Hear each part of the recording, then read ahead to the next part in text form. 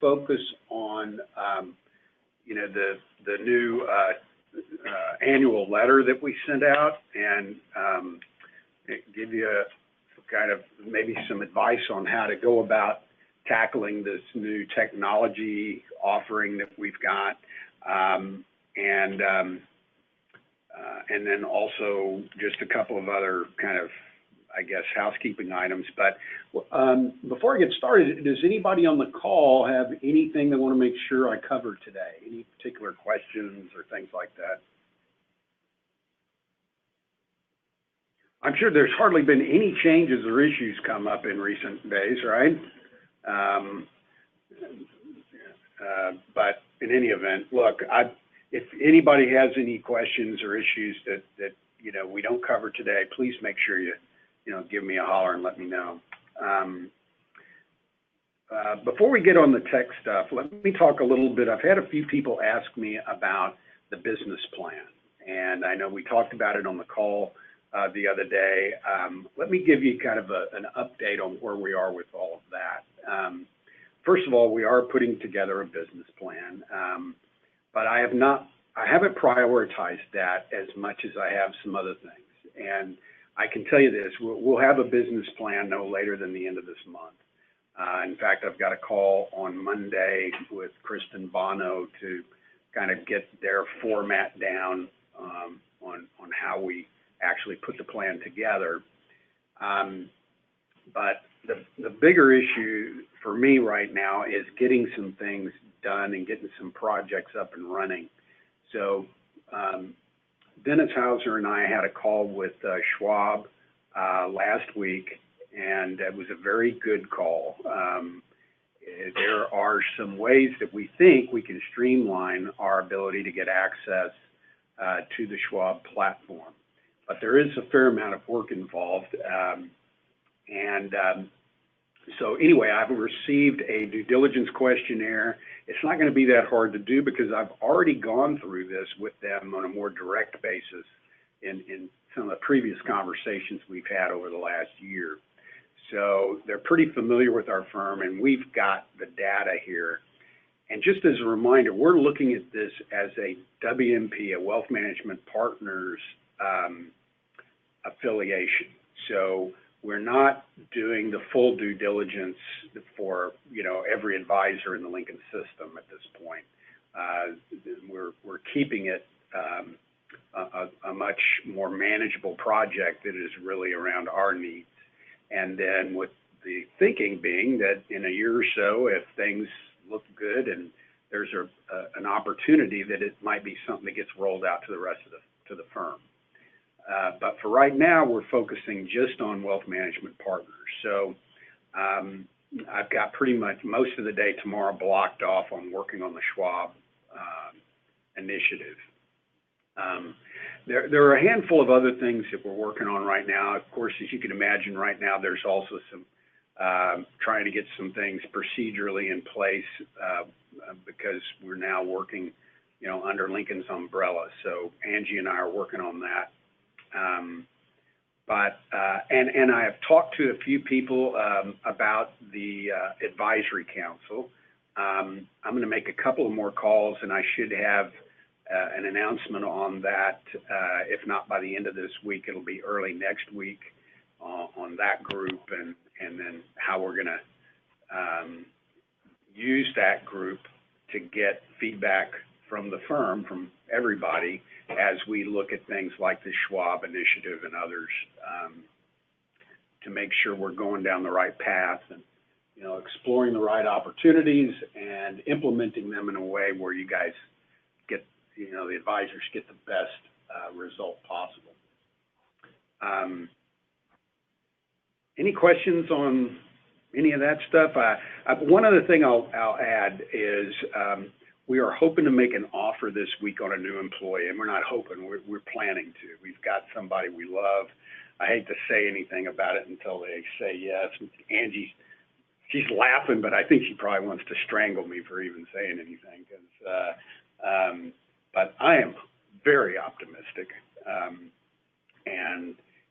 So anyway, full speed ahead on getting some more support and some more help for for Angie and Shane that should also result in a lot more support and help for each of you. So, any questions about that, or any other questions about the transaction, or anything anybody wants to bring up while we got you here? 1, 2, 3, there we go. Okay. Now, when it comes to the annual letter and our WMA and associate advisor letters, hopefully everyone received theirs. If you have not, for some reason, please let us know. We were able to get, as always, really good pricing from Lincoln. It was, as you guys know, and as you've seen from the communications from both Lincoln and us, we've got this new tiered approach to the technology. So it made our pricing a little more complicated, but I think it's actually turned out to be a benefit in most cases. What I would suggest everyone do is, first of all, read the letter carefully, look at the tiers, but mainly look at the technology that you're using today, look at what is available, and then rather than struggle with how to fit it into the new tiered approach system, once you've decided what you really need or want, reach out to Angie, if you would, and Angie will help you choose the right way to buy your technology so it's the most effective and efficient way possible. Because there may be some opportunity for you to move up a tier or down a tier and buy something separately.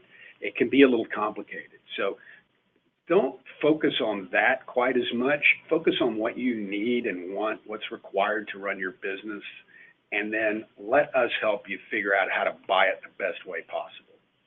The good news is we got really good pricing. Anything you pay for is half price. We don't have, like especially the people that are not our WMAs, no one will have to pay the affiliation fee with Lincoln. So, you know, we got pretty much the same accommodation that we've had in the past. It's just operates a little differently because of the tiered approach from Lincoln. So,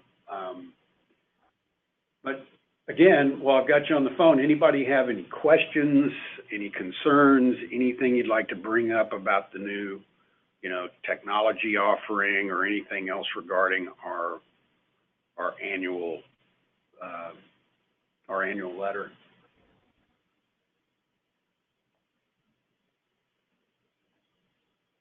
Okay. No worries, but again, as you're looking at it, please don't struggle too much with, which tier do I do, or how do I buy it? Figure out what you want, figure out what you need. Any questions that you have regarding the offerings here, be sure we know about it so we can help you make a good choice, and then we'll help you figure out how to use this new system to your best advantage and buy what you need, but do it, you know, in the least expensive way possible. So, okay, well, other than that, folks, I don't have a lot more here. Oh, one thing I will tell you is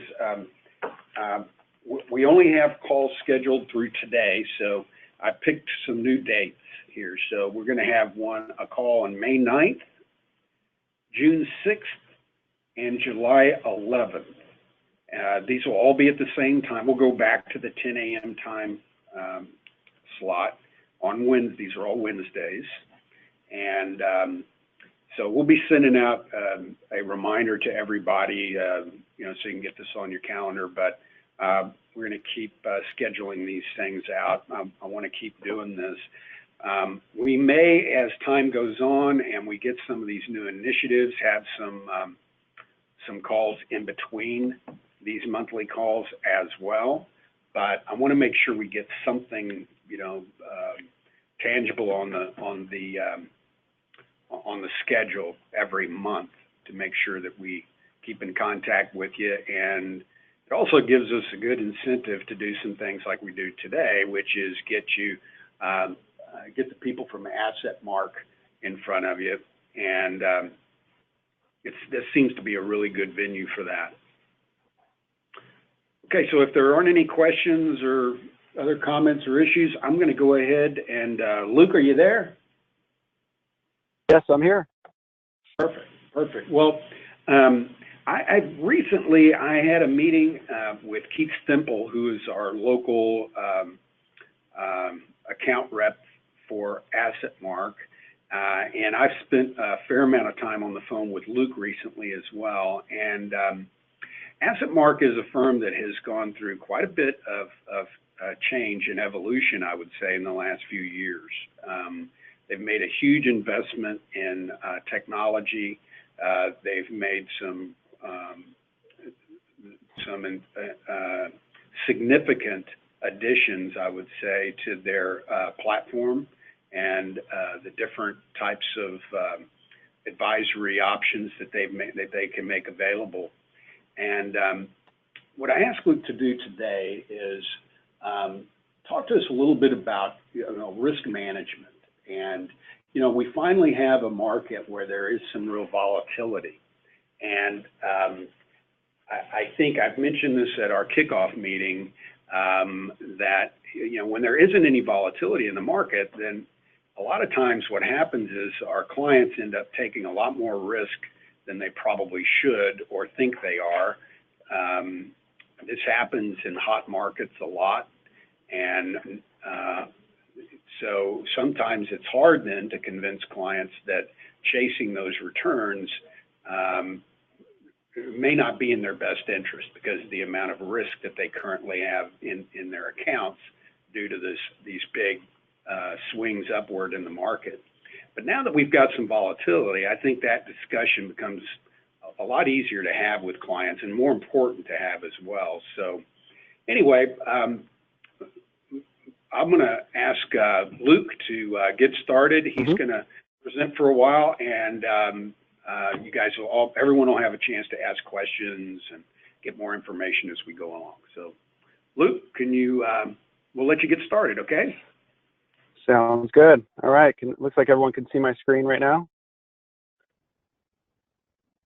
All right. Perfect. Well, yep. Okay, great. So yeah, thank you, John. Thank you everyone for allowing me some time this morning. Feel very privileged to be on your monthly call.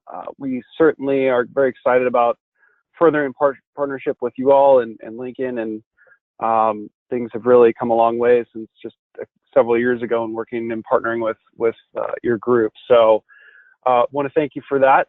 So just a high level, I'll start going over who we are and a little bit of what we do. I want to spend, like John had mentioned, most of the time going over risk management, how we're looking at risk management, how we're adjusting portfolios today, and then show you some examples that we're typically pulling out in client meetings that we're commonly seeing that could help maybe show some value to scenarios you're all dealing with today, given the recent volatility. So just at a high level, you understand who I am and how I fit into the grand scheme of things in our firm.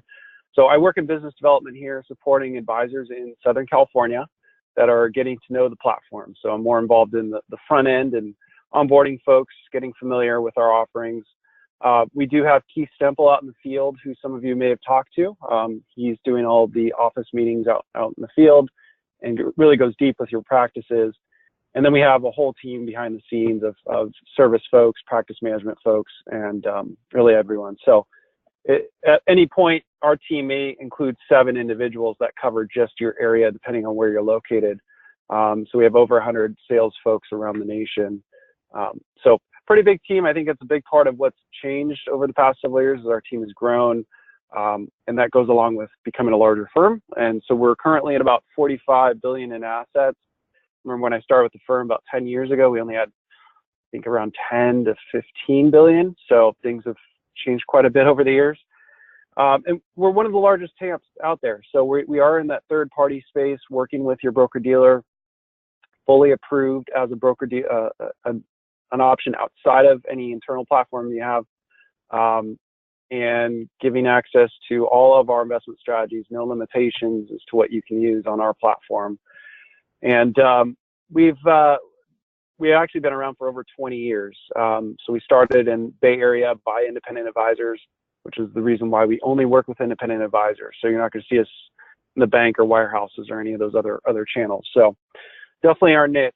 So yeah, when John had asked me, can we go over some areas we're thinking about risk management and what we do there, it wasn't hard to come up with something, because a large part of what we do is based around risk management, and we tend to flourish when there is volatility in the markets. We tend to, usually when clients go through just rallies in the market, they become complacent. They start really analyzing their fees, and we become more vulnerable to fee compression. Right now, with the volatility, we're kind of maybe getting back to more of a normal period of time where we're going to have experienced more declines more frequently, since we've seen very little of that in the past several years. And so that's the time to reaffirm the value you all bring as advisors, and also the value we can bring with different tools available. And that's our role, is to show you the tools that are out there, see if there's some alignment between what you're doing and the conversations you're having, and how we can help best position them for you and your client base. So I'll take you through a couple slides here on what we're talking to clients about. This is actually our client approved presentation. So we would use this on the front end, talking to an investor that's new to the platform, or maybe someone you're working with currently that we're looking to change over to advisory or change the modeling they're in. We would have this conversation and then lead into the proposal after that. So the theme is managing your portfolio with confidence. A lot to do with risk management. You'll see here kind of really our mantra, which is basically times are going to change, market environments are going to change, and that impacts behaviors and emotions. And right now, we were in that whole cycle of emotions where clients were getting a little bit greedy and taking on more risk than they were comfortable with. And then we've seen some corrections here this year that have them kind of second guessing maybe some of those changes they might have made. And where the opportunity is, if they're with another advisor, they may have made those rash decisions and not gotten the greatest guidance. And that's where we can step in and really show them some value that you all can bring to the table. But market cycles are going to change, so we need to evolve, and we constantly need to look at different tools that are available out there. So this scenario has been a really helpful one, just showing clients, broadly, here's the markets. Here's the S&P, here's the Barclays fixed income market, and here's what's done over 30 years. We all know we need equities because of the great returns we get. You can see here $1 million would turn into $21 million over that 30 years. Bonds from 1 million to 7 million. So we need that equity exposure. We also know that comes at a price, and the trade-off is that we can go to bonds, but bonds may not provide us much opportunity going forward. And so we might see more, like we've seen this year, actually seeing negative returns in the bond markets. Clients are a little uneasy about that, because that's what they use to dampen their risk, and never usually not expecting any downside there. But things have changed, so we need equity exposure. At the same time, there's bond risk out there, and we can see these major corrections that have happened over the past 30 years that make people a little bit uneasy about holding too much equity. A couple corrections that we point out in this chart over the 30 years has been, the tech crisis there on the left-hand side, down 44%, and then more recently the credit crisis, down 51%. And we pull these out not to scare the investors, but really to emphasize that these major corrections happen. They happen every 3 years. We'll usually see at least a 14% correction. We see a lot of 10% plus intra-year corrections. And we're going to continue to see that. It's just a normal part of investing. And I think over the past 7 years, we've kind of become complacent because of that low volatility. We've had a good rally, and we've got to remind clients that we could have these additional corrections down the line that we have to be thinking about. So when we go through those major changes, we also experience the emotions that go along with it. And so we'll talk to clients a lot about this emotional cycle that they're going to go through if they haven't yet. they will be going through it. And really, this is where the education part comes in as the advisor. And where we tell advisors, oftentimes this is where you're earning your fee. You know, explaining them how you can best manage their emotions and keep them disciplined in investing. That's going to make them a better investor. That's going to really validate your advisory fee. And so if you haven't seen this chart, this is the Dalbar chart that's been around for a couple decades now. Really around, they're going to go through an enthusiastic phase and want to buy, and then they're going to want to sell when they're panicking and everything's down. So they always make those rash decisions on their own as investors, and that's where advisors and institutional money can help them stay disciplined. So a large part of what we talk about is really having a disciplined process, having a process in place. You know, I know there's a lot of different platforms and tools out there, but you just kind of, now with everything going on, the fiduciary requirements and, you know, volatility and client uncertainty, always good to have a defined process if you don't have one. And we certainly provide that here with the platform when we explain it to clients. So getting out the wrong time, you know, this is an extreme scenario we're looking at on this chart where the clients were invested in equities and wrote it down in that blue line in 2008, and we're down about 45% before they decided to sit in cash and get back in the market, which is that whole blue line ride there that we're seeing. Now the clients basically made 200 grand over that, you know, 10-year period, versus if they just stayed in the market, rode the market down another 5%, so down 50% total, and then rode all the way up, they were doubling their money over that time. So we know a lot of the clients are not going to go through all that cycle all over again, right? Who's going to handle a 50% drop in their portfolio? But it's there to show the impact of staying disciplined, staying in the markets. We're never going to eliminate that downside, but we can try to minimize it as much as possible.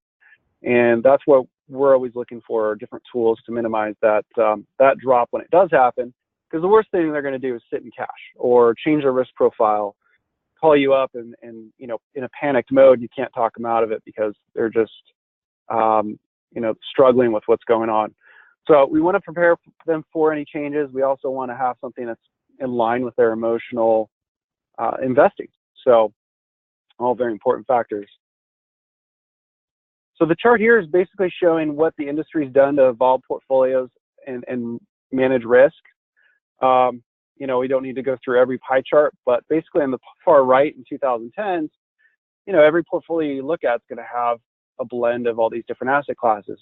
International is now a major portion of portfolios. Commodities and real estate are no longer alternatives. They're just standard parts of the long-term exposure that a lot of people have.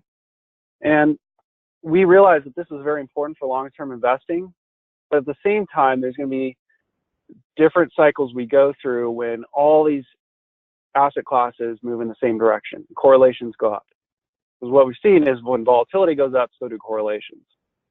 And, you know, where we're adding value is how we can manage through these highly correlating markets like we're going through right now.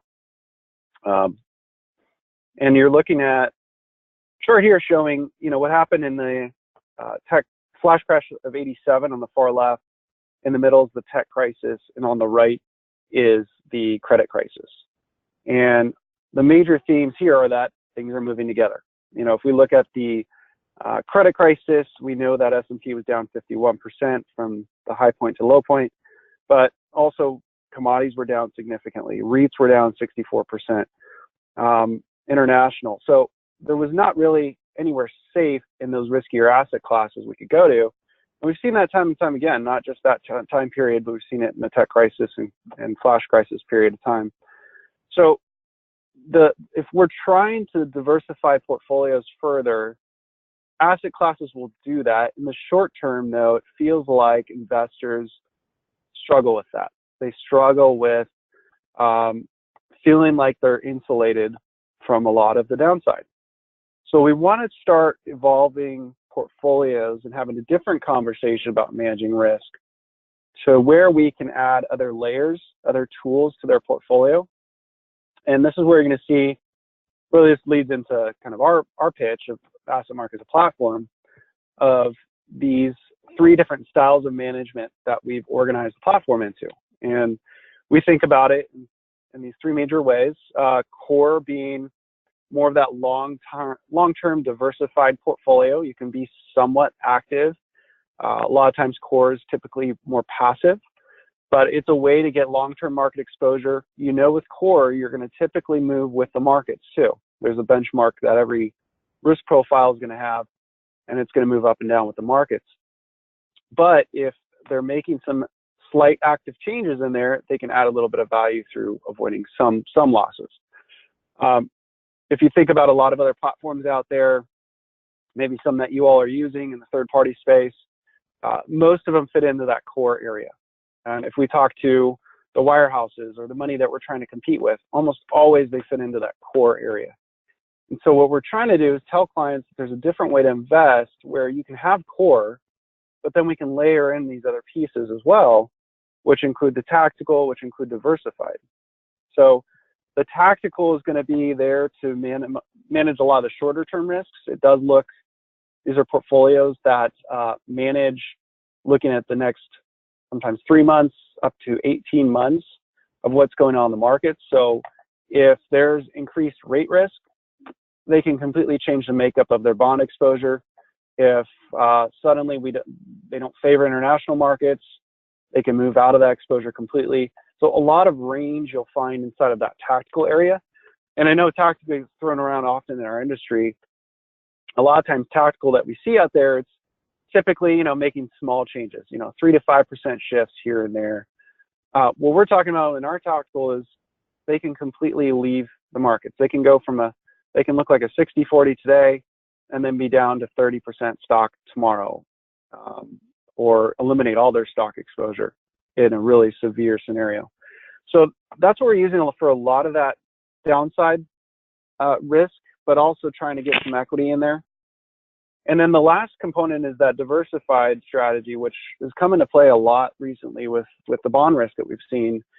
And these are ways to diversify the bond exposure and equity exposure you have in other areas of the portfolio. So for equity exposure, we'll use managed futures, we'll use long short, these really diversified alternatives that we can put in there.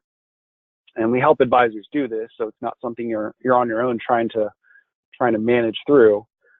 We do most of that work for advisors.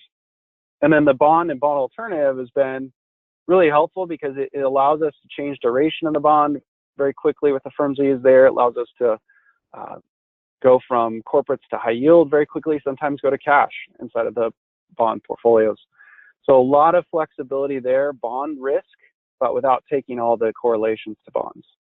And so when we talk to investors, we explain this in that we're trying to build out this custom vehicle for you to get from point A to point B. The analogy we use is that the core is going to be much like your gas pedal in a car. You know, it's going to get you from point A to point B very quickly. Your foot's always on the gas. You can take it off a little bit, but it's always there. The tactical is going to be that steering wheel. Get out of the way of a major obstacle in the road, allows us more flexibility to move around. And then diversified is that brake pedal, or in some cases maybe an airbag if things really go south in the markets.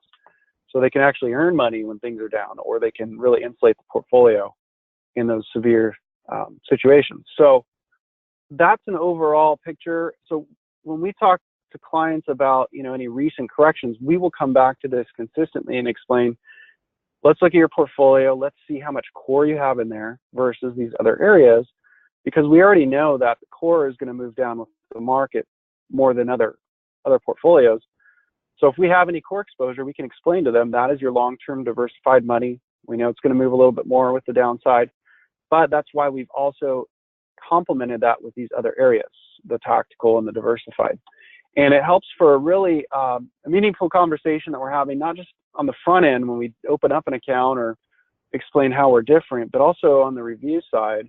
When we're going to see clients, all of our clients, or most of them, will have all 3 of these categories in one single portfolio inside of one account.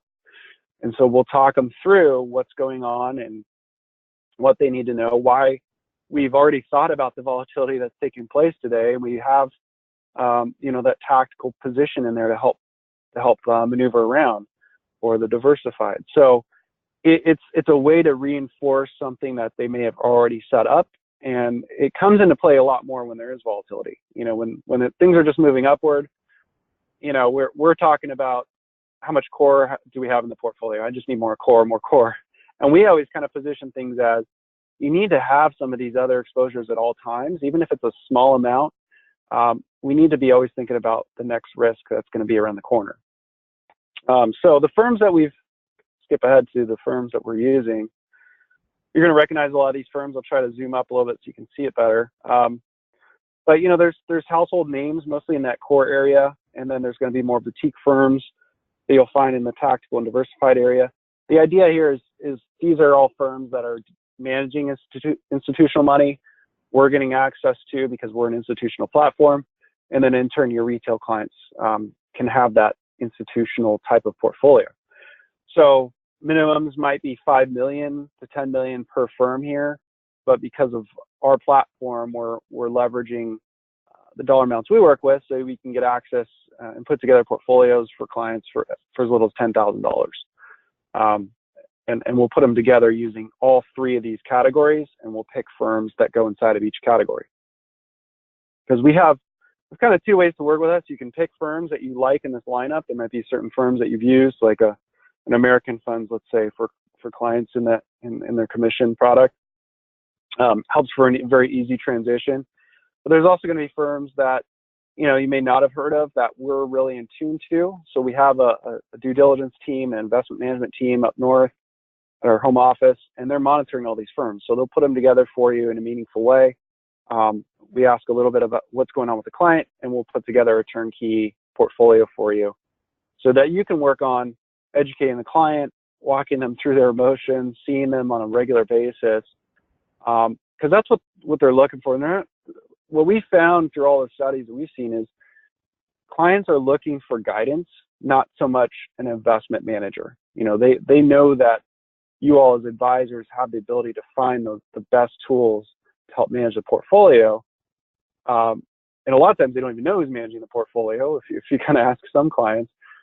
And so we want to emphasize what you're doing to manage the relationship, to manage the expectations and all the other areas that you can control, and really let us do all the management component of the portfolio. So that's, you know, what we're talking about, what we're pulling out on, again, a regular basis when we do reviews.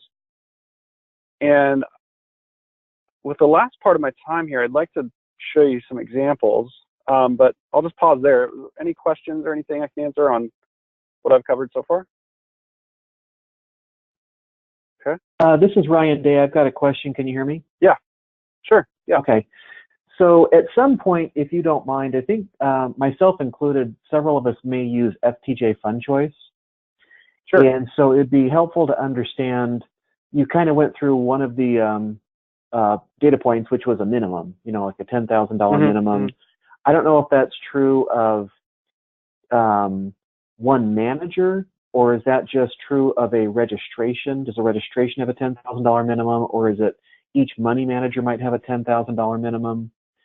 And the other question I had was maybe if you could run through fees. FTJ, to be specific, has like 3 or 4 different fees, like a platform fee. They might also have like an account maintenance fee, and then like a strategist fee. And then there's a 4th fee that may apply, which is if you use ETFs or not.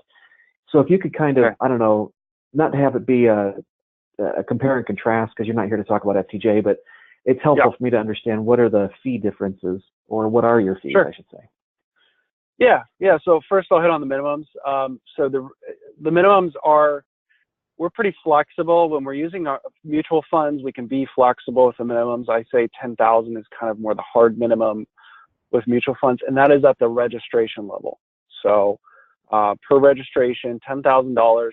You're going to see, if you get to know our platform, there's also firms here that have minimums of 25,000, 100,000, up to 1 million per registration. But we have accounts starting at 10,000 that use all mutual funds. So that's one thing. So we can handle small accounts. We can also handle large accounts. We have high net worth firms that do large accounts for us. On the as far as the fee side of things, kind of goes along with that. Depending on the size of the account, if we're using mutual funds, typically all the cost is in the fund expense, and so the clients don't see all these layers of fees. It's your fee and our internal fund expense, and that's the only fee schedule. As you go up market, clients want more and more transparency. And so if you use something like, say, an ETF portfolio with us, there's going to be a platform fee. It's going to be 0.65 on average. And then you would add your fee to that. So if an advisor is charging 1.65 plus 1, that's 1.65 per year. And then the internal expense is very minimal because it's mostly ETFs. So we have different fee structures for different client situations, also just because as you go up market, clients ask for, typically demand those types of fee structures. But what I've found is the major difference, we don't have a lot of layers of fees. There's usually just a platform fee that includes everything, including trading, including, any minimums or other costs. And then there's the advisor fee. And we don't have multiple layers. We actually went away with that a couple of years ago. Yeah, and just in general, looking at the platform and comparing to other platforms out there, I think what you'll see is that this lineup that I'm showing you is pretty different. It's an extensive lineup. We have over 20 firms, which is a lot compared to other platforms. A lot of platforms either manage it in-house and do it all themselves, or like an FTJ, they've got their own list of firms that they work with. But I would say because of the size we are, we can go deeper. We can identify more firms for you all.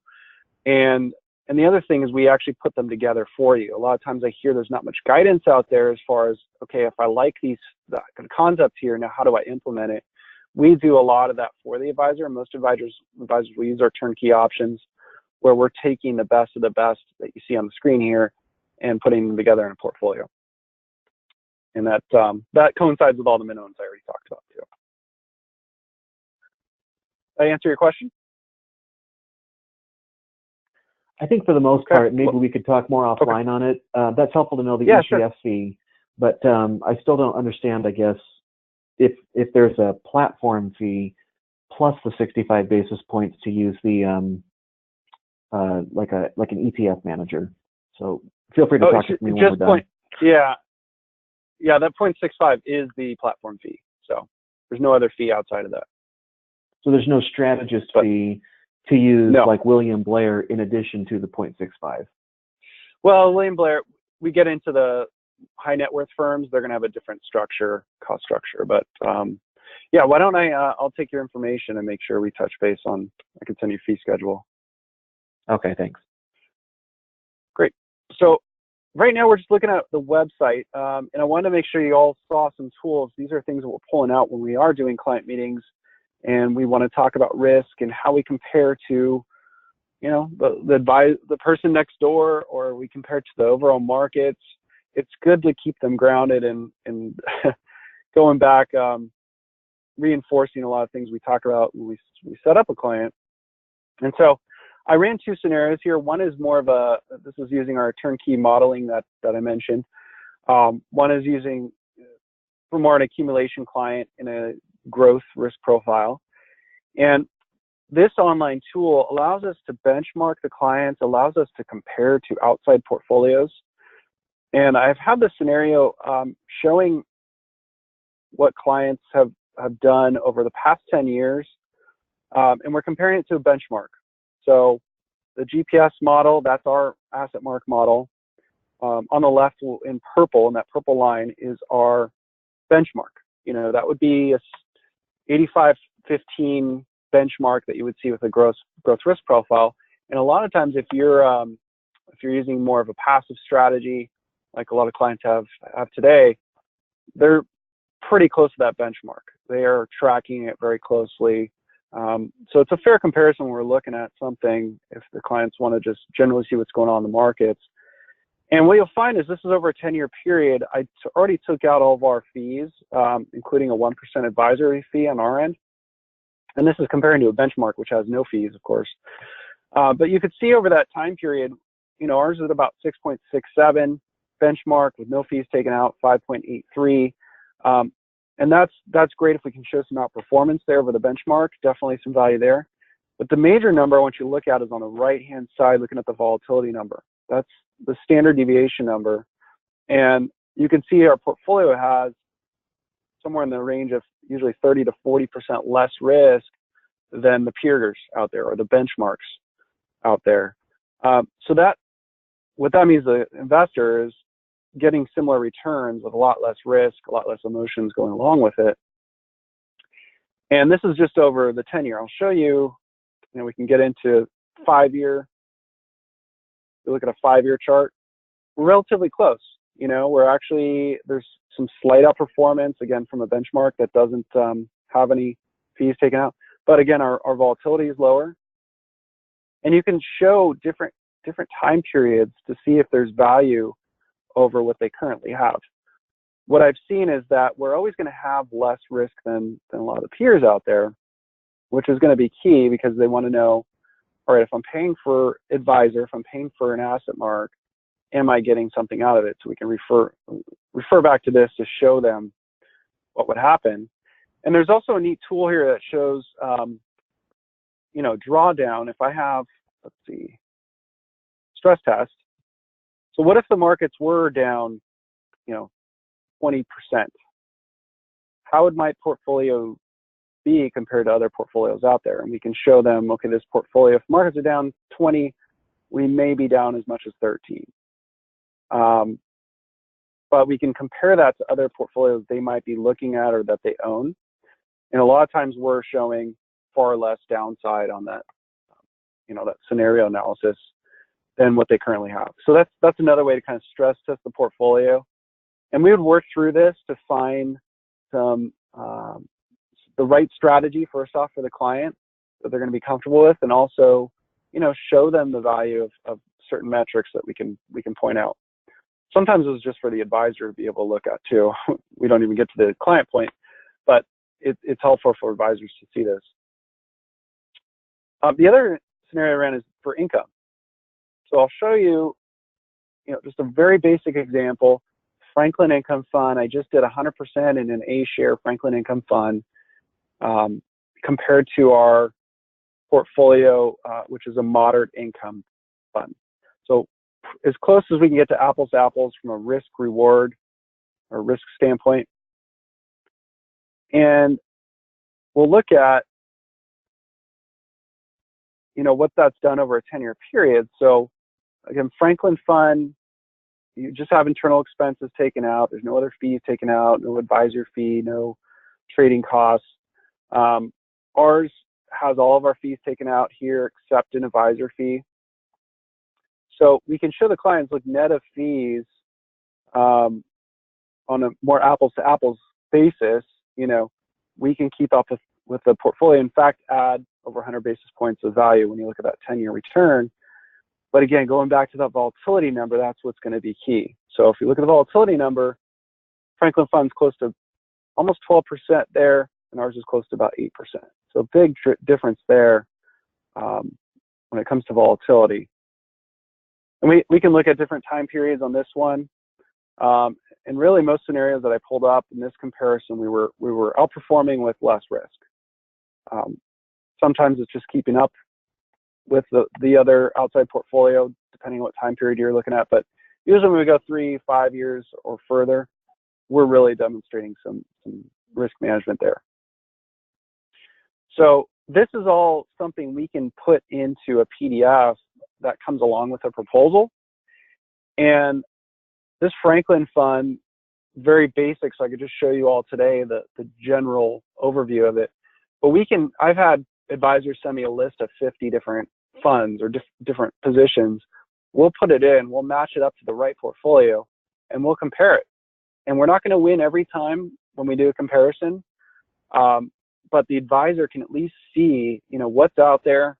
Are there some better risk management tools there? And does this, tactical, diversified combination that we put together at AssetMark, does it work? And this is really kind of the proof. And in most cases, it does. we've been able to show some value, at least keep up with other benchmarks net of fees. So please, if you haven't used this tool or haven't reached out to anyone in our team to see something, we're happy to do it. And we've been able to even put this into context of a review. You can get down to a very short-term window if you want when you show clients. So we can get down to a 3-month window and show clients, you know, what's happened over the course of the last quarter or, you know, the last year, how did we do? So we do use this as a review tool as well. But I would say most of the time it's on kind of more that front end to help win the client. So something to consider, but very good tool to assess risk, manage expectations. You know, how are we doing compared to S&P? Well, do you want the S&P? The S&P has a 15, you know, standard deviation of 15 usually. If we look at 10 years, you know, volatility is 15% in the S&P.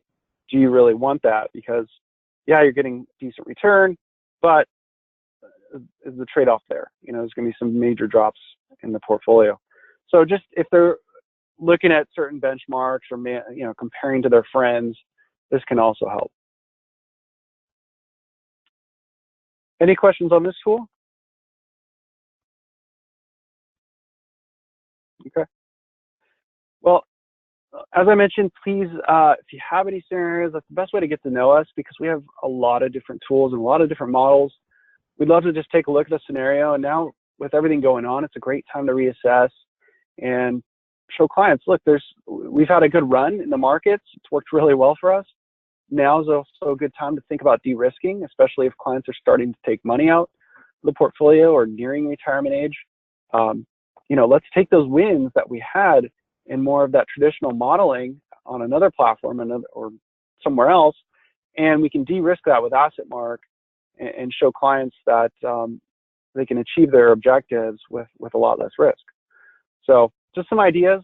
I hope that was useful, and feel free to reach out to myself, Keith, or any of your counterparts. But I'll leave the last few minutes, I guess, for questions, or turn it back to John here. Luke, thanks. First of all, really appreciate you, you know, taking the time today and giving us the demo. And I think, you know, one of the challenges, of course, with firms like AssetMark is that there's so much depth to it that certainly, you know, 30, 40 minutes it's really just going to give you a taste. And I think we got a good taste of that. What we will do, Luke, I'll follow up with you, and we will get some follow-up information out to everyone so that you've got contact information and know how to access the platform, and more importantly, how to access help. So, you know, people to call to run scenarios by, and really just try to get everyone plugged into just another option that you have to look at out there. I do think that there are some very interesting tools that are kind of integrated into this platform that, again, could be very helpful for advisors that are trying to get clients to understand the risk that they're taking currently in their portfolios, and then how they might adjust that to be more in line going forward. So we will follow up with you, Luke, and we'll get that information out to everyone. Great. In the meantime, thank you all. If there is, go ahead. Did someone have something? No, just thank you all. Yeah, no, that sounds great. Oh, sure. Thank you, Luke. And listen, everybody, if you've got questions about anything, you know, regarding what we've talked about today or anything else, please let me know.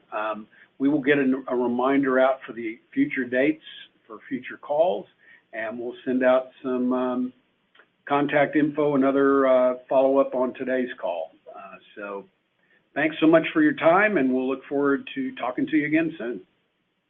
Take care.